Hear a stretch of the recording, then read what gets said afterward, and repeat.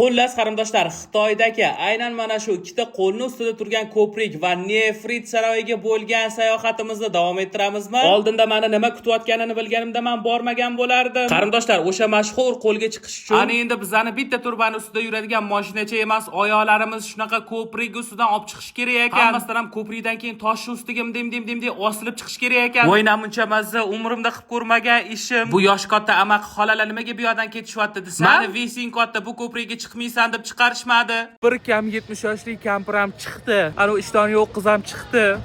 Dashi ishtoni yo'q qiz chiqdi. Nima kam joyim bor edi. Aybim normallik kiyinib kelganimmi? Men ham kalta shortda kesam chiqarmadim.